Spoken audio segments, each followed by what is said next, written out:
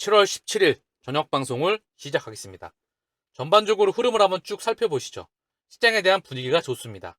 중요한 건 2024년도 어느 기준점인가 퍼펙트 스톰과 함께 시스템 리스크가 예정되어 있다.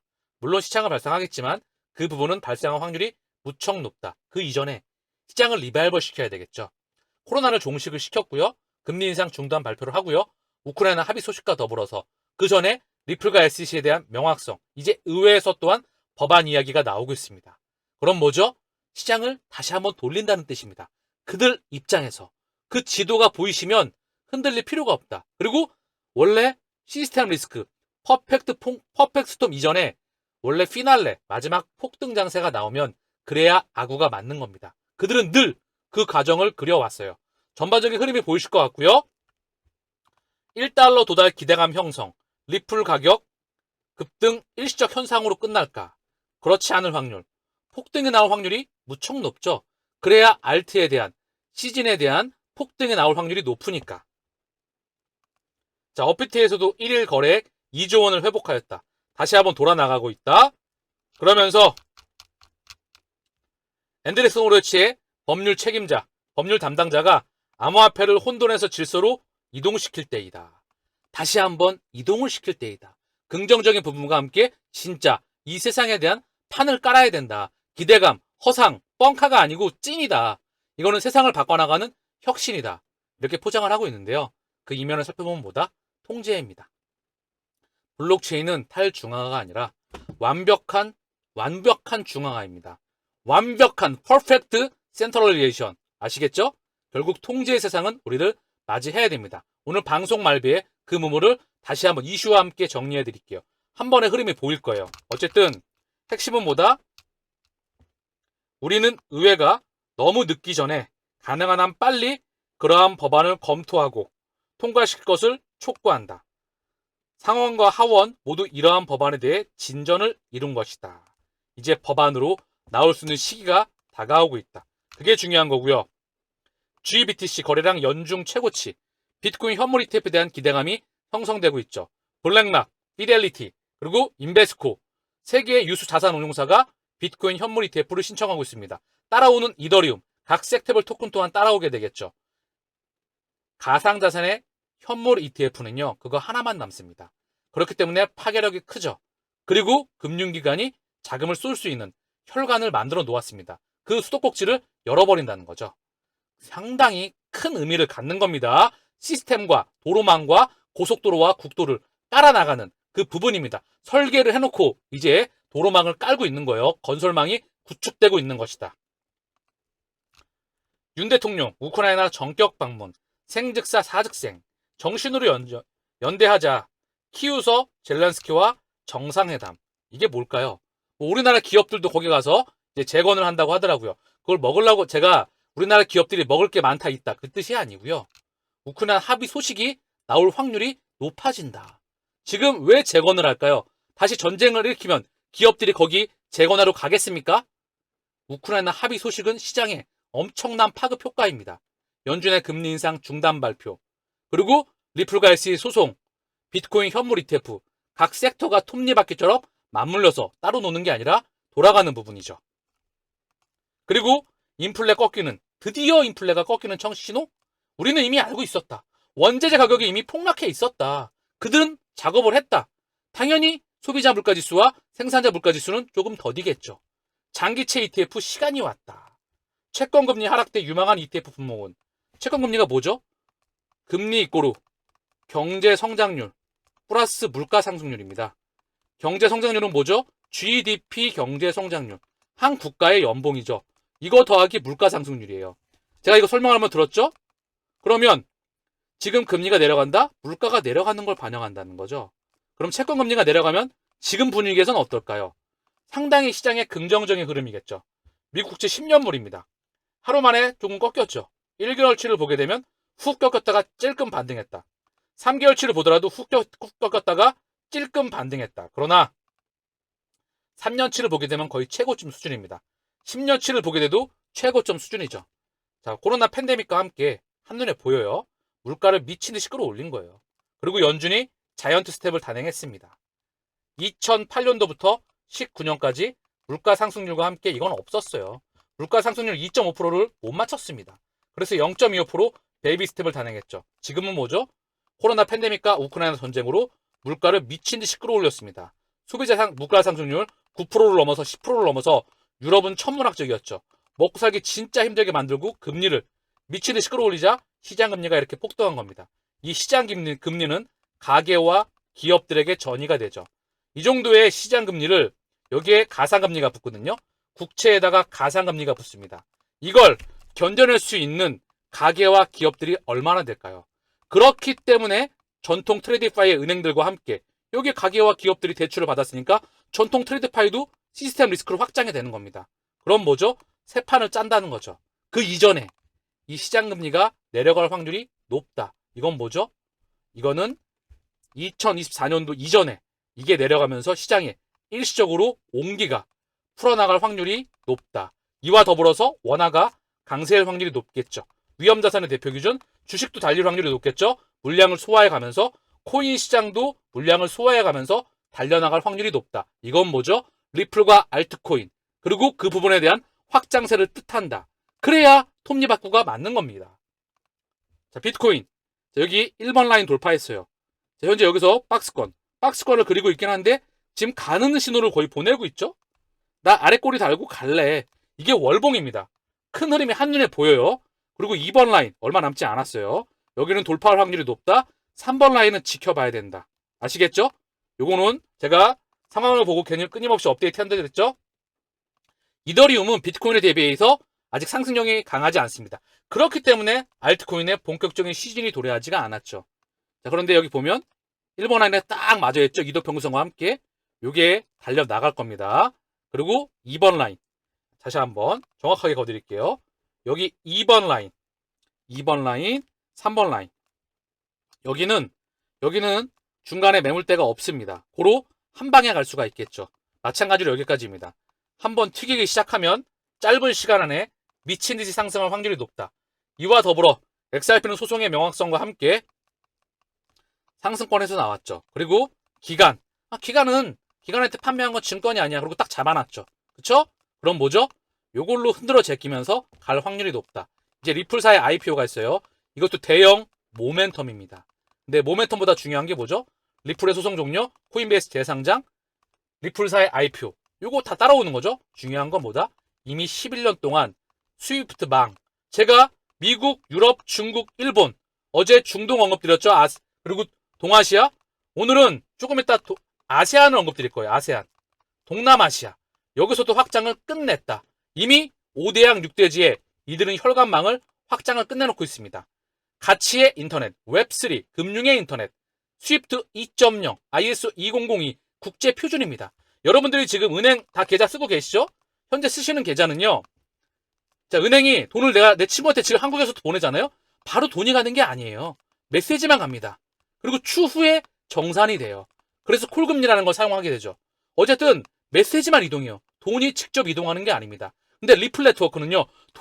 물질이 직접 이동합니다. 이걸 가치의 인터넷이라고 해요. 그럼 시계추를 돌리면 1980년대 인터넷의 혁명이 오고 나서요. 지금 20년이 지났죠? 아니 40년이 지났죠? 이 가운데 우리가 정보를 미친 듯이 이동을 하는데 속도가 초단위로 님김이 가치는 물질을 이동을 시킬 수가 없어. 그러면서 블록체인이 나왔다는 겁니다. 세계 최초의 블록체인 P2P 전자화폐 시스템 비트코인. 바로 신뢰 이중지불의 그 부를 날려버리게 되면서 드디어 영과 파일을 보낼 수 있게 된 거죠. 그거 확장판이 뭐다? XRP 레저입니다. 아시겠죠? 프라이빗 블록체인. 여기와 R3와 이들과 다 현재 부분적으로 합의를 이뤄내 가면서 확장해 나가고 있는 것이지요. 감이 오시겠죠? 여러분들은 그 시장을 선점해 나가고 있는 것이다. 여수해경 가상화폐 투자 손실로 신변 비관에서 바다에 뜬 20대를 구조하였다. 이 소식을 들었을 때 참 안타깝더라고요. 우리는 투자에 대한 원칙, 투자에 대해 제대로 배워야 됩니다. 근데 알려주는 곳이 정말 손에 꼽습니다. 진짜로 0.0001%도 되지 않을 것 같아요. 제대로 알려주는 방송, 제대로 알려주는 곳이 손에 꼽습니다. 왜 그럴까요? 지들도 제대로 모르기 때문이죠. 어쨌든 중요한 건 지금 제가 언급을 드리고 싶은 건 늘 대출은 절대 안 됩니다. 그리고 여유자금이 아니라면 현금이어야만 돼요. 대출이어도 절대 손을 대지 않아도 되는 돈. 이거 없어도 생활에 지장이 없다. 그런 돈이어야 되고요. 또 하나, 이 시장이 1200배 이상 상승을 한다. 이것도 약소하게 잡은 겁니다. 그러면 비트코인과 이더리움 끝에 XRP가 있겠죠? 여기에 각 섹터별 1등 코인, 제가 지난번에 언급을 들었어요. 이더리움 클래식과 파이코인과 G캐시, 그쵸? 이 부분을 언급을 들었다. 중국의 1등 코인 네오, 사라지지 않을 코인들, 시장 규모가 성장해 나갈 때 각 섹터별 1등 코인에 투자한다면 얘네의 값어치는 어떻게 돼 있을까요? 잠깐 예를 들면 한국의 중후장대 산업이 대한민국을 한강의 기적으로 40년 이상 먹어 살러 왔습니다.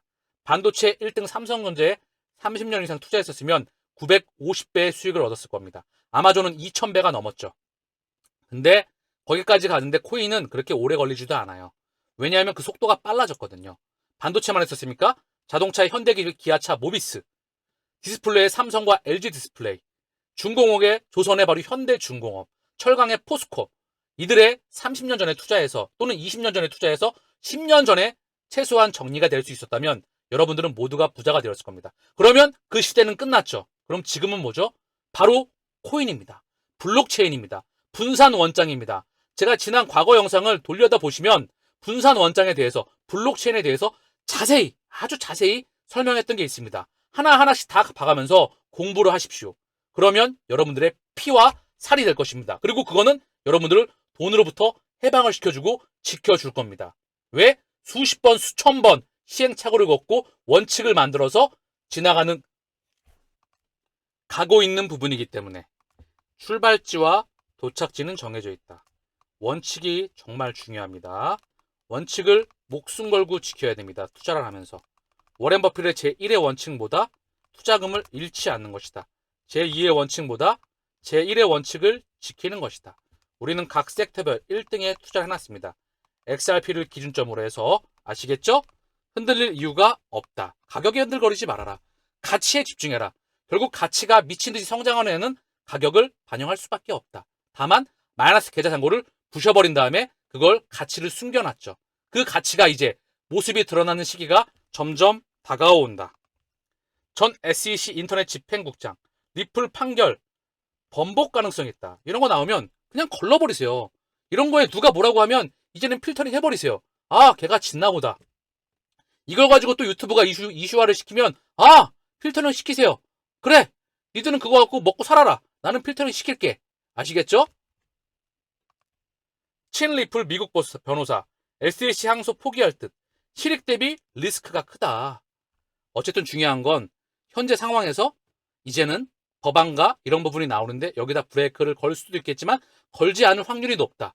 걸건 걸지 않건 승소건 패소건 합의건 다 의미가 없다. 결국 이건 들어올 수밖에 없다. 커스터디 서비스. 이거 제가 오전에 방송에서 언급을 드렸죠. 100% 들어온다. 리플의 소송에 대한 부분 명확성이 100% 99가 아니라 100% 나와야만 한다. 그래야지만 이들이 자금을 쏠 수가 있다. 안 그렇겠습니까? 4차 산업의 심장인 블록체인인데 말입니다. 그들은 설계를 끝내놨는데 그러면 우리가 이런 거 나오면 뭐죠? 그냥 쓰레기통에 갖다 버릴 수가 있는 겁니다. 자, 리플 법률 고문. 미국 금융기관은 국경 간 송금의 XRP 사용 증가를 전망한다. 이제 불확실성이 해결이 어느 정도 됐으니까 힘이 미국 내에서는 어제 방송에서 언급을 드렸죠.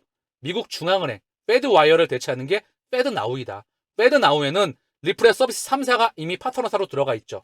볼란테, ACI 월드와이드, 핀네스트라가 들어가 있고요. 그리고 거기에 거대 금권들이 다 페드 나우에 참여가 되어 있습니다. 더불어 디지털 달러 프로젝트는 누가 들어가 있죠? 바로 엑센추어. 걔네 쩐을 받아서 집행이 되고 있다. 엑센추어는 리플의 투자사 중에 하나이다. 자, 더불어 베스트 페이먼트 카운셀. 거기에는 리플의 임원이 2명이나 들어가 있다. 자, 마지막으로 더 클리어링 하우스. 미국의 청산 시스템. 전 세계 금권이 다 들어가 있다. 하나하나 여기서 다 XRP를 물밑에서 강조를 하고 있다는 것이죠. 더불어 미국의 금권들과 유럽의 금권은 이미 이 설계를 맞춰놓고 공사를 완료를 해나가면서 현재 수면 위로 계속 보여주고 있습니다. 그렇기 때문에 제가 소송은 지나가는 개가 웃을 일이다. 그리 언급을 드렸죠. 리플 시에로 미국은행 XRP 기반 국가 간 결제 도입 관심 증가 전망. 미국뿐만 아니라 5대양 6대주 이미 설계 작업과 11년간 무려 11년간 인프라를 확장해 왔습니다. 작지 않은 시간이에요. 설계자들, 전 세계 지배자들 입장에서도 그 11년간 조용히 인프라를 깔아왔다. 이게 무엇인지도 모르고 그리고 마지막에 끝내버릴 겁니다. 제가 언급드렸죠? 우리는 안타를 치는 게 아니다. 말로 홈런 1생 1대의 기회가 오고 있다. 다이아몬드를 볼 수 있는 눈을 키우신다면 돈으로부터 독립하는 것은 당연한 부분이다. 메타코의 트위터입니다. 지난번에 언급을 한번 드렸었는데요. R3, 리플의 투자사와 파트너사, 그리고 클리어링 하우스에 참여했던 기관들 전부 다 연결이 되더라. 볼게요. 메타코, 리플이 인수하는 회사이죠. 전 세계 커스터디를 제공하는 회사입니다. 보시면 피델리티, 세계 4위의 자산운용사 EY, 세계 4대 회계법인 유로클리어, 유로의 천상결제 시스템 조금 이따 볼게요. CT, 세계 금권 중에 하나, 달러의 주인 중에 하나이죠. HSBC, 영국의 넘버원 금권입니다. BNP 파리바, 프랑스 넘버원, 시그넘, 세계 최초의 디지털은행, 그리고 내셔널뱅크 조지아, 또 리플과 무관하지가 않죠. UBS, 스위스 넘버원 은행, SBI 디지털 마켓 등과 많은 주요 업계 이해관계들이 주요 고객 및 파트너와 함께 모여서 문제를 해결하는 것을 보게 되어 기뻤습니다.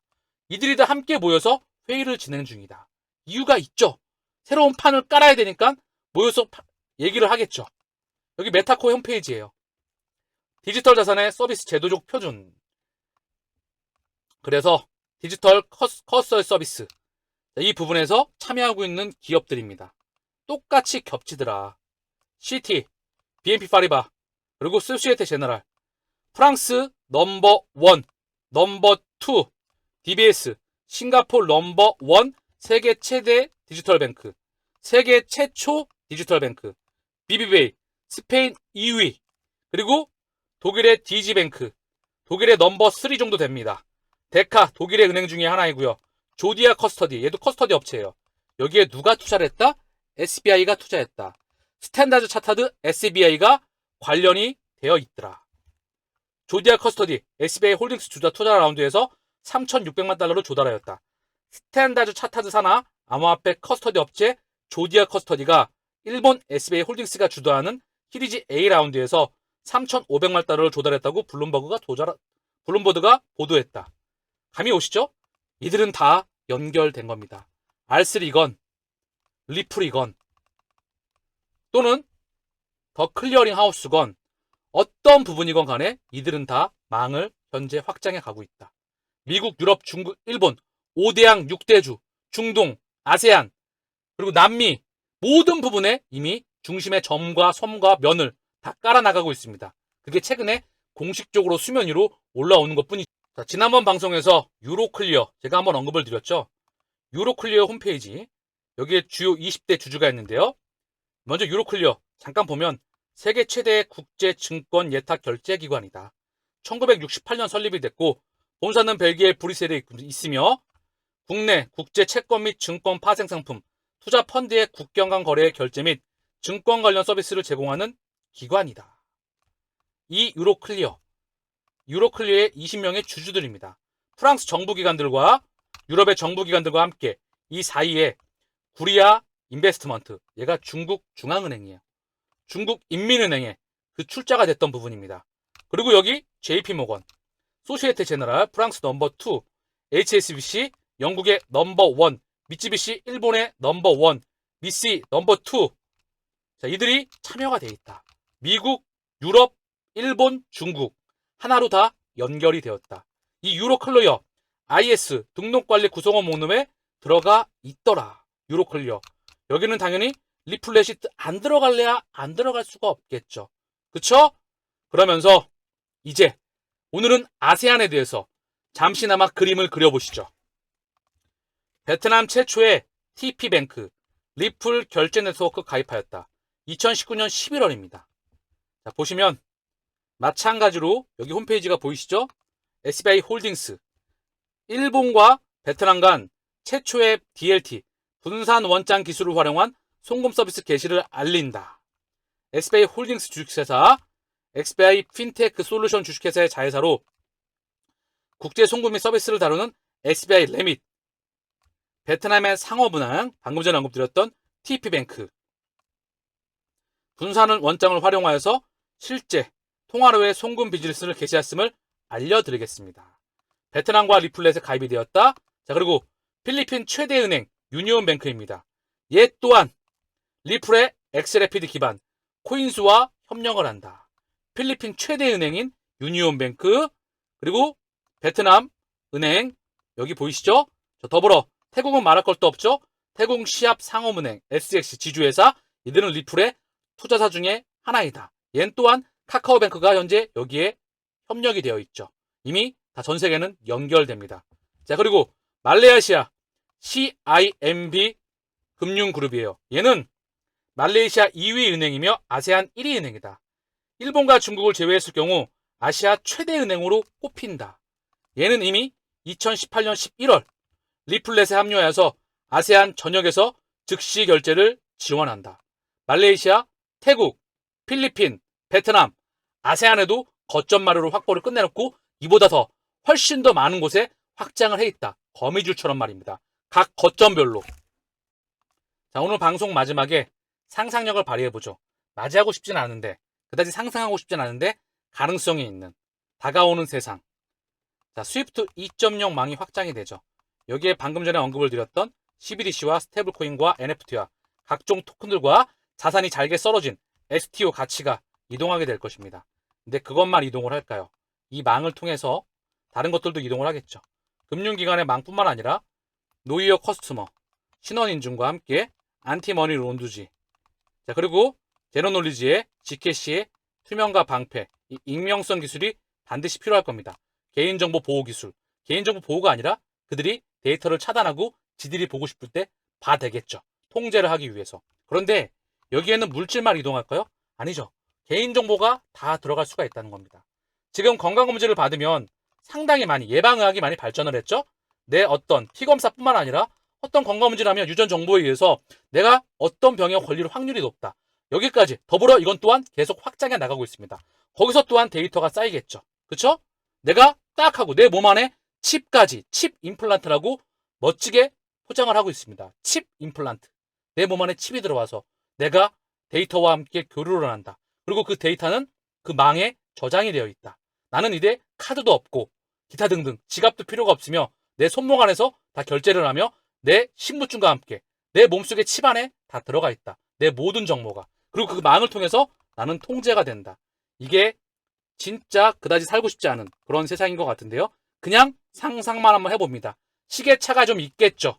어쨌든 그래서 유전자 진단, 유전자의 특정 부위와 염기 배열의 이상을 검출하여서 이미 축정된 의학적, 생물학적 지식에 근거하여서 염기 배열의 변이와 질환과의 관련성을 추정하는 진단법, 내 유전자 정보, 스타트업, 혈액검사로 치매 진단하는 스타트업 설립 3개월 만에 시드 투자를 유치하였다. 치매 조기 진단 및 예방관리 솔루션 기업이다. 혈액으로 암 진단하는 액체 상금을 주목한다. 표준화된 검사법과 임상통합 검증이 필요하다. 다 데이터로 남겠지요. 그쵸? 뇌 임플란트, 휴면혁명 이룰까? 뇌에 임플란트가 꽂아지는 겁니다. 제가 지난번에 언급을 드렸지만 뇌에 임플란트가 꽂아져서 치매도 고치고 여러 가지 질병도 고칠 수 있다.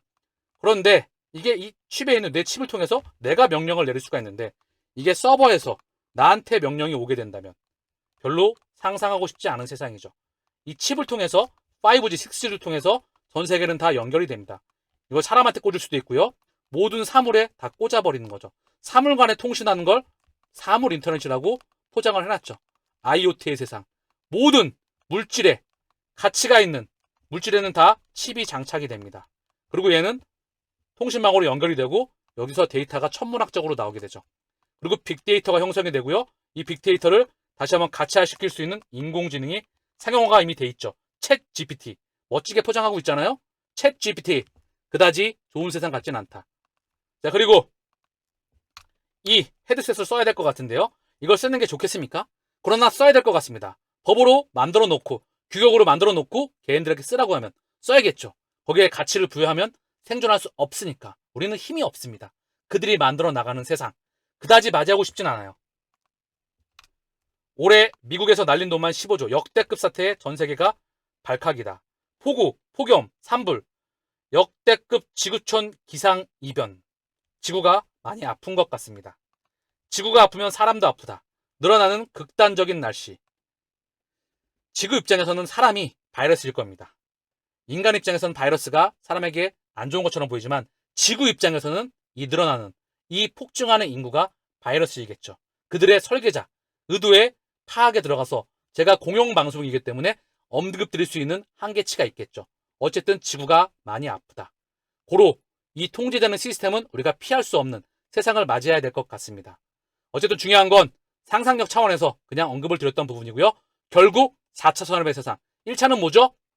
바로 증기기관. 18세기 후반 영국에서 세계 최초의 기계가 개발이 됐습니다.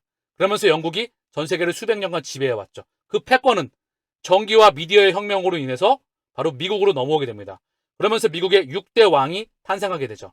우리가 그렇게 명명하고 있는 금융왕 JP모건, 지금도 전설로 회자되고 있는 전 세계 석유의 실질적인 지배자 록펠러, 그리고 철강왕 앤드류 카네기, 자동차왕 헨리 포드, 선박왕과 철도왕 벤더빌트, 그리고 미국은 전 세계의 중심 국가로 나아가게 되죠.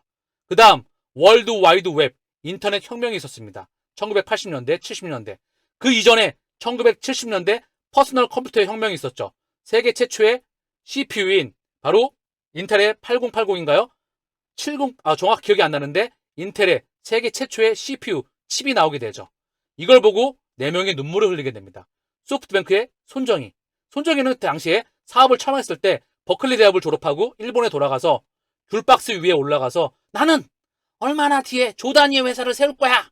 나는 반드시 세울 거야.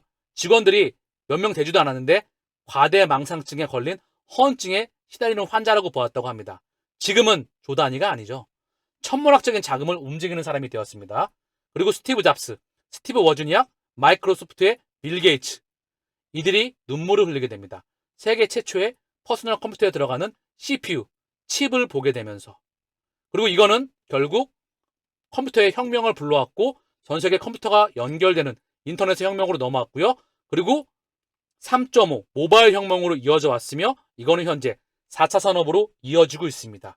우리가 맞아들여야 될 만한 세상. 아시겠죠? 그 판때기를 그려나가면서 저는 여러분들께 방송을 언급드리는 겁니다. 그렇기 때문에 미래를 어느 정도 읽을 수 있는 그런 부분이 있겠죠. 왜? 리딩 머신이니까. 부족하지만 최선을 다해서 동행하겠습니다. 오늘 방송 이것을 마치겠습니다.